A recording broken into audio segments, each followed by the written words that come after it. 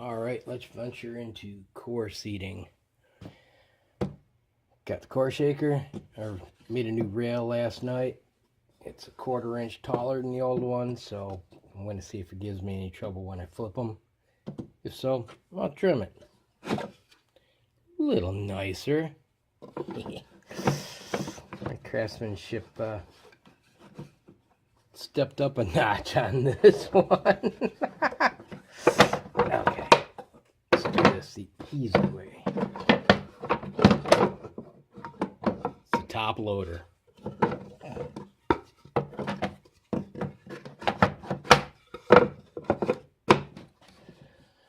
Alright, we have Remington 9.8, 45.2 range scrap. Already I've got the Remington 9.8s we nailed last time, and I've already got some sorted out.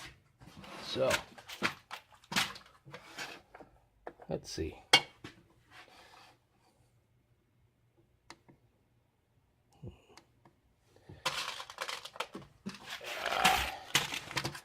Let's see, I just grab some random ones. Whoop. See what we get. I can live with that. Let's see, we have a plus or minus 0.5% variation tolerance for accuracy, so ooh, doing good. Even a couple tenths of a grain either way is well within. There's 55.1. You see I'm just randomly grabbing some, so you're seeing what I'm, they're not cherry picked or anything, because that just wouldn't give a fair representation. Alright, if they were cherry picked, they would all been 55.0.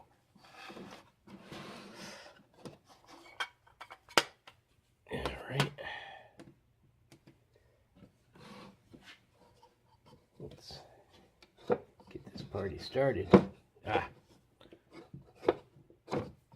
Yeah, change it a little bit. It's a little more difficult in some ways. It works great in others.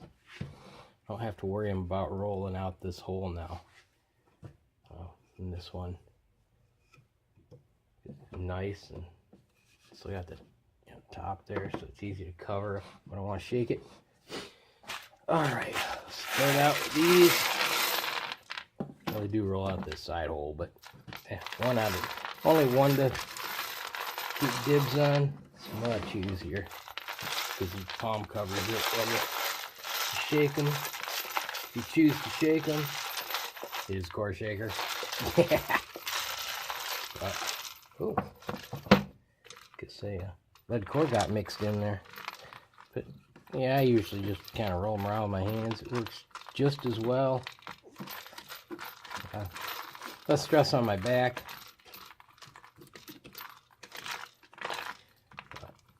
Yeah. Let's place these last ones. Get them out of the way. A couple lead cores got mixed in somehow. We'll rectify that in a moment. Yeah, it must have still been there from when I tried this last night. As you can tell, I got a cold, and my voice was so thrashed, I just it's like, I gotta redo this. This is not gonna happen. Some hacking on top of that. Woo! Good times. Okay, that looks pretty good. Got a couple, those two. Alrighty. Slide this.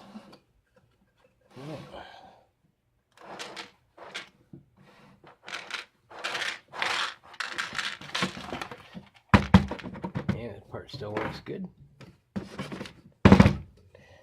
Alright, let's see.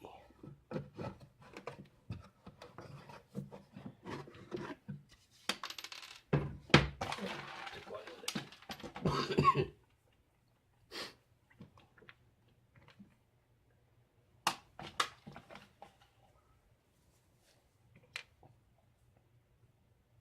man. There we are. Alrighty.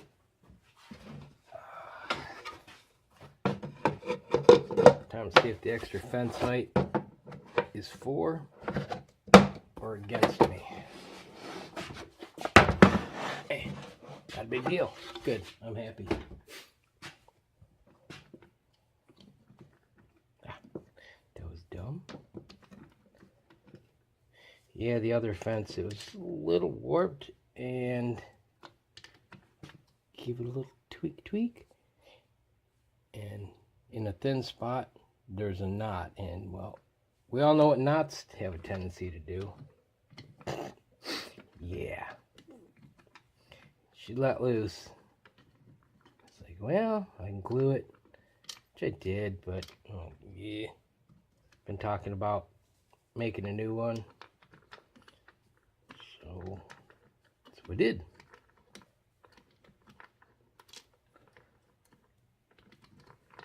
And hopefully it will serve me better. Time! Alright.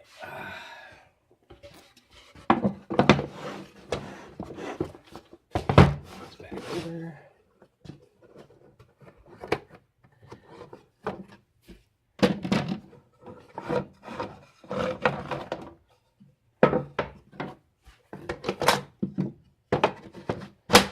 Core time.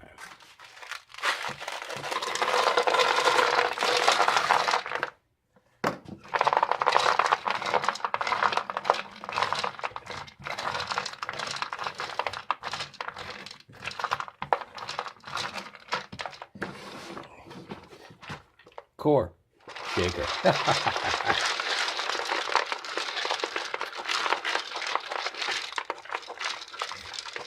Yeah, that 1/4 inch height definitely helps keep them in a little better.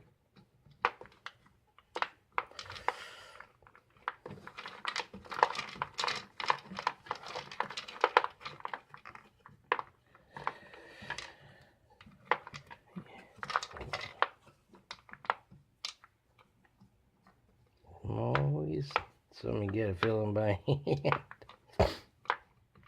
I'm sure the printed ones are a little better about it, but you know.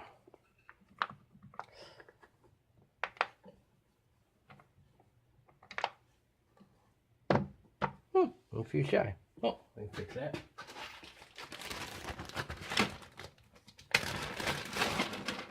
Yeah, this should have been exactly enough. Like I said, I tried doing this last night, but that was just terrible. There's one of them. All right. Let's try this.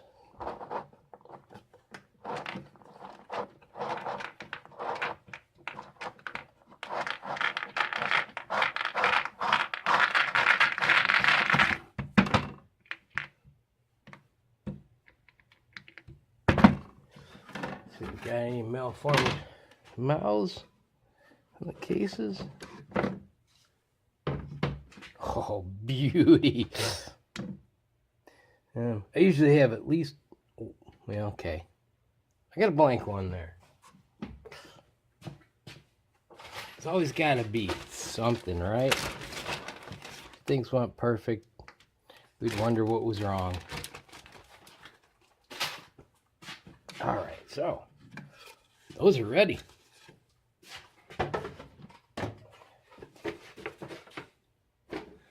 Let me set up the press. Back in a bit. All right, so the rebated boat tail die, the core seater, and the base bunch. Now, this only does flat base and rebated boat tail. It doesn't do normal boat tails. So if I want, basically this is an insert like this, goes down in. I was having trouble getting them right with over annealed brass, so made me up a It's basically a two-stage. Run this first and then change it to that. But I've kind of got it figured out, so I'm not using this very often. And the flat base one is exactly that, flat. Okay,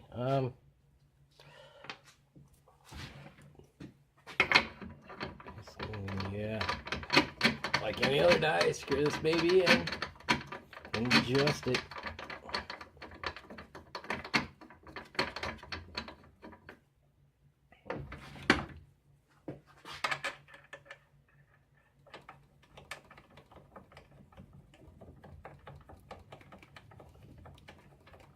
They're a bit long-winded, but keeps them in there, I guess.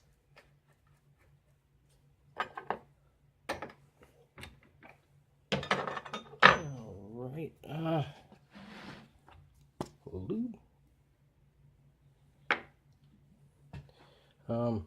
Doing the brass, you want a little more lube than when you're just sizing cores, but you don't want too much. Some will argue that too much makes smaller bullets because it takes up space. I don't know. But you know, if when you're forming points, if you got too much lube, I guess it causes dimples. So you have to find what works for you. Too little and things go wrong too. But I find just a good thin coat. There's there's lube on there, but it's not gobby. And then these go upside down on that punch. So see me, I flip them like this. What I do is I hold them where my fingers just cover the hole a little bit, or else they'll drop right out. You don't want to get lube on them, so you don't want to pick them up with your lube hand. I kind of try to keep lube off your other hand if you can.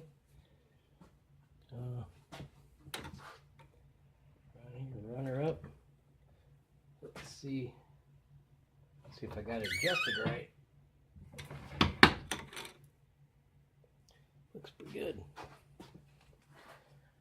All right, here's the one I just made. See, it's a two-step process. This starts the rebated boat tail, and when you run it in the point forming die, it has its own base punch, which is formed. It's cupped to accept this, and it finishes shaping it. Here's a control that was sent, which I try to get close to, because if I don't make this tall enough, they don't form right. But if you go too far, it will tear. I mean, you can use them when they're torn, but they're not as pretty. But sometimes it'll just pop right out, like a soup can, and you gotta toss those. Sometimes they'll split across. Like I said, you can use 2 out of 3 of them. 2 out of 3 ain't bad. But yeah, it's just getting it right. Not shoving this too far in. If you go too far, you'll right around here, it will start to swell. You get a ring that spreads out, and try to avoid that.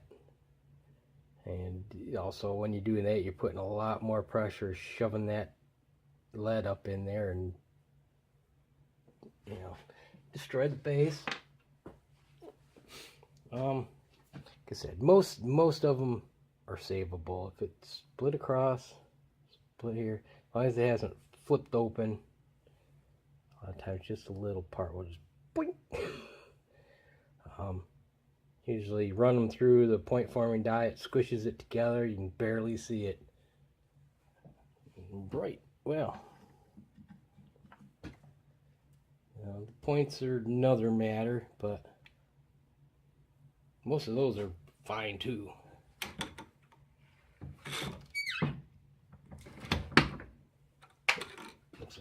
adjust that down just a touch.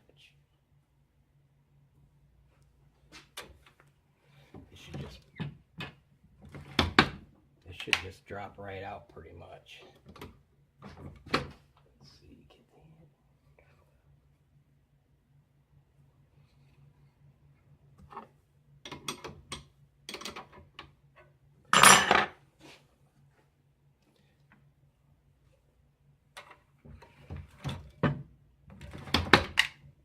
That's the way they should be doing. Too much lube and they'll stick too. I mean, it's not necessarily too much lube, but there's a point where the lube will make them hang there. You just tap them with your finger. You know, when you shove them the next one, you just move it out of the way, it'll drop.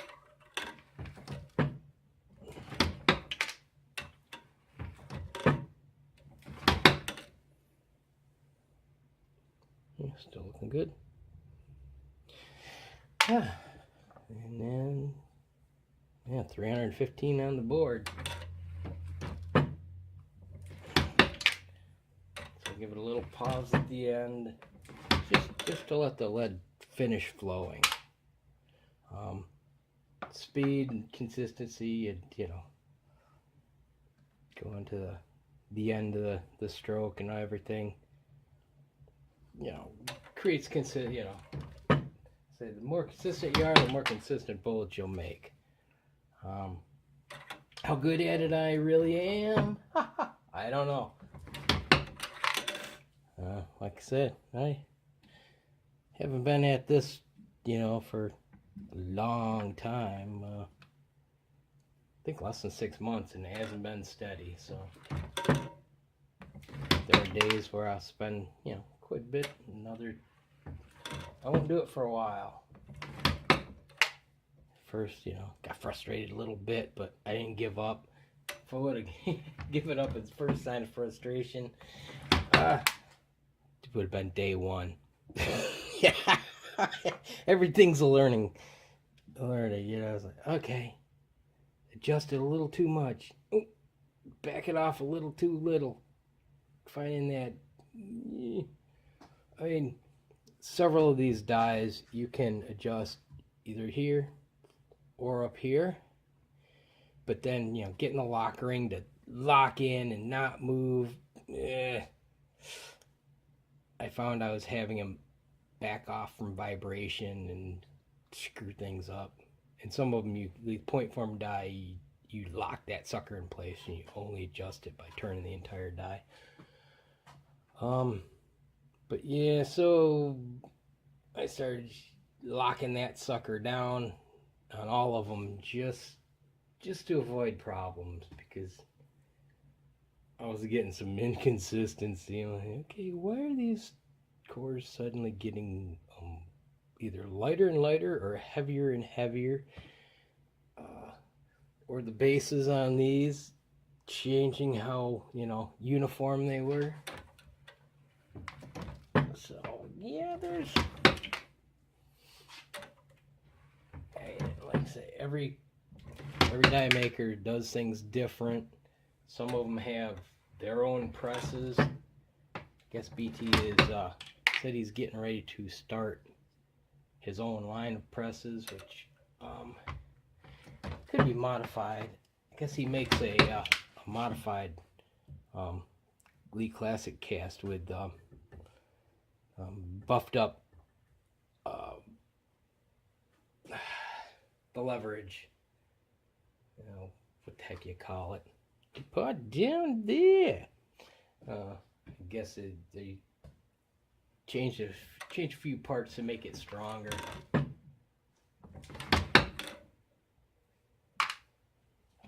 I don't know what the ones he's gonna come out with are like.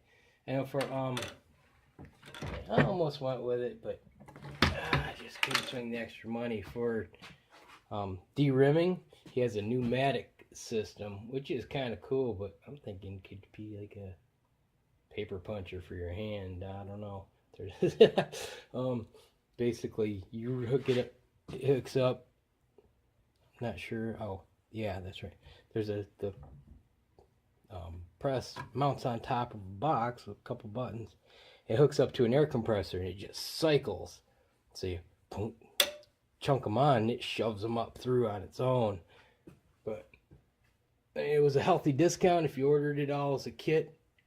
But yeah,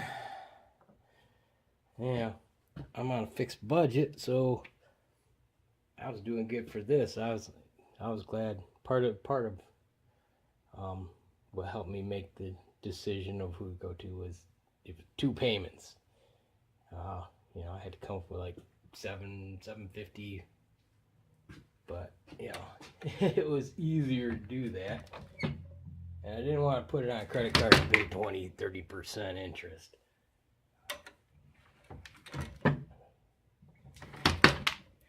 Yeah, I mean, getting into this, it is expensive. Dies up front, everything, equipment, but I figure, every couple of years, if that, the ammo prices always go up. Plus, it just, bulk projectiles go up. These remain the same price. Free, basically. Like I say, you gotta make some lube, some Dawn, some citric acid, and that's really the consumable bit. Water and electricity. And time.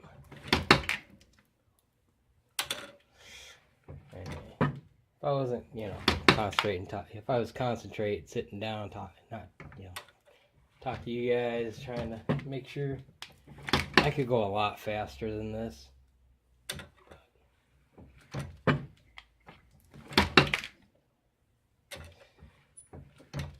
I figure most processes really take between 5 and 10 seconds on average per, if that, for many of them. But I started going, okay, tumbling. You put this many in, you run it for this long, divide that out. Well, it's not really that long per. So you average it all out, really, for sitting down, being serious about it, or even half serious about it, 5-10 seconds per operation.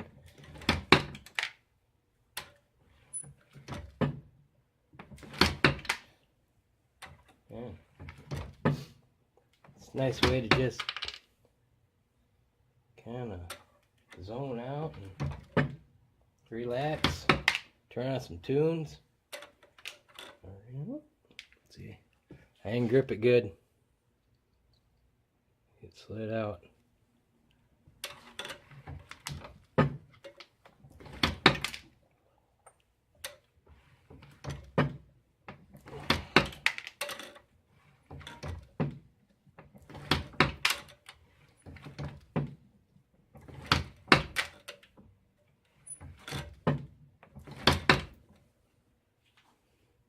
It's still looking pretty good. Boy, I went just on and on there, didn't I? Usually I show you like 5 or 10 and go, you get the picture. But yeah, really, point forming is kind of that same junk. It's in and out. Not a huge amount of time spent. You can just start hammering them out, check them every so often, make sure things,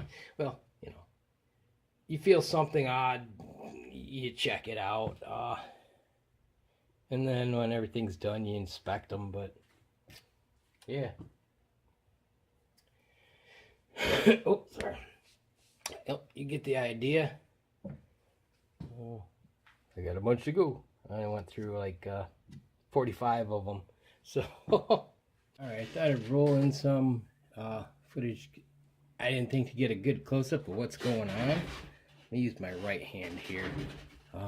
If you can see, it doesn't actually fit on the pin. It just sits. Here's my grip. There it goes. Yeah.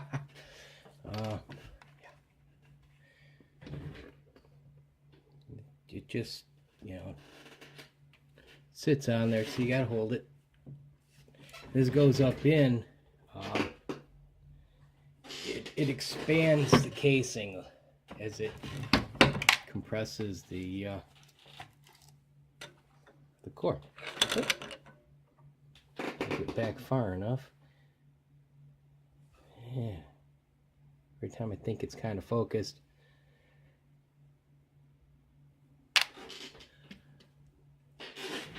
Oh.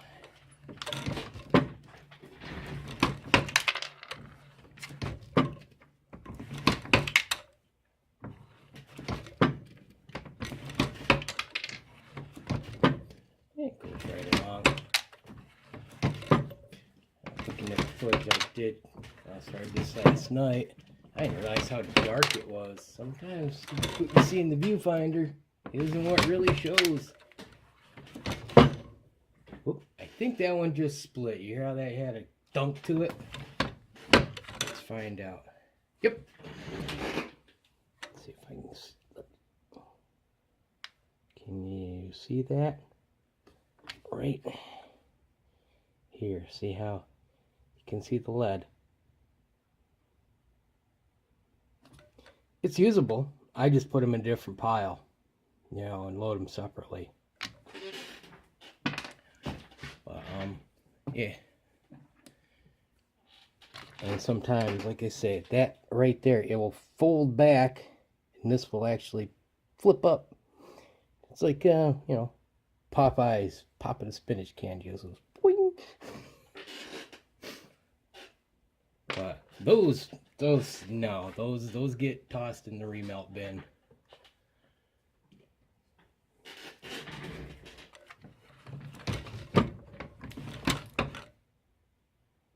Just had another one. 2 in a row. Not feeling so good about that.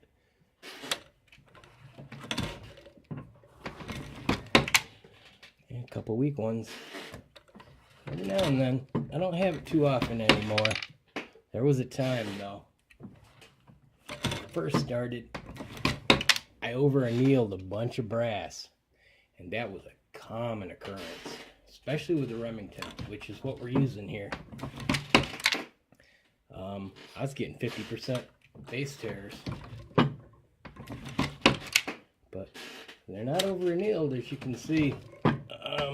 I've had 2, and that's 75 I've gone through it. I've had 2 of them tear. So, yeah,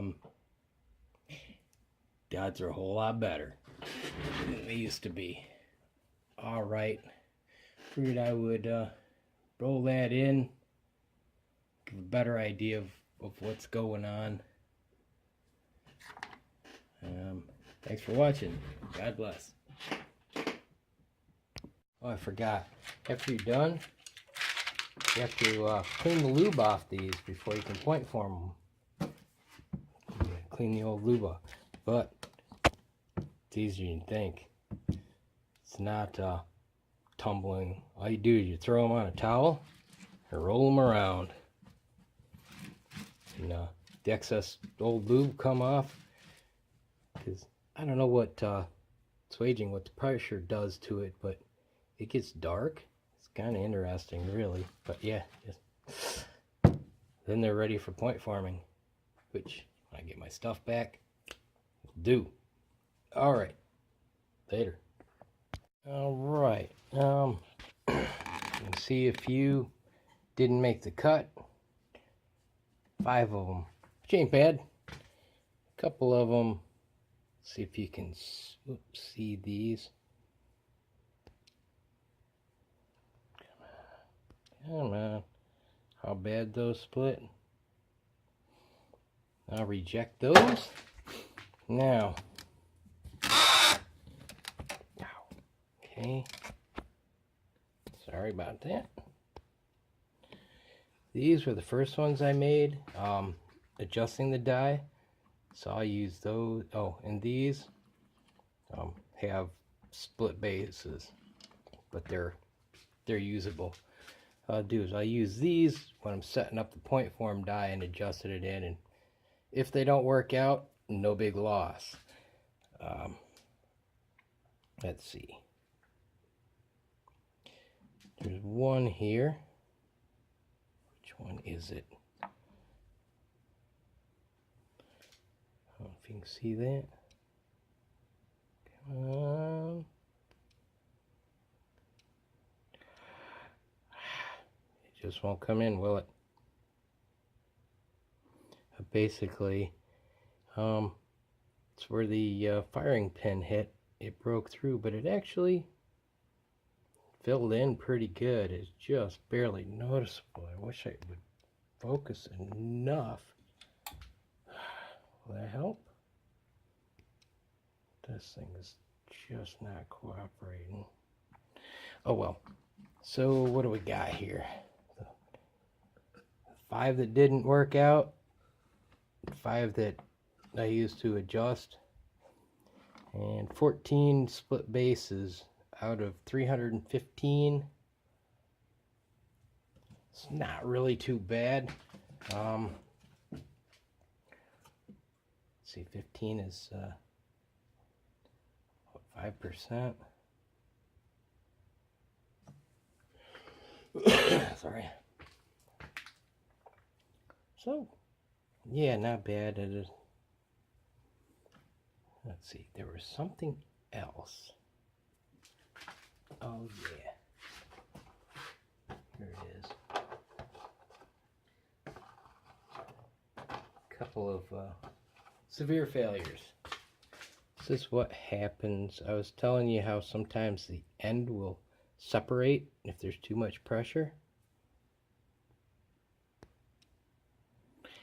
That's what I'm talking about. Yeah. The ends look fine though. Bet a lot of good it does them. Those get remelted. So it's not a big deal. Alright. Thought I'd give that update, and we'll point form these in the next one. Alright. See ya.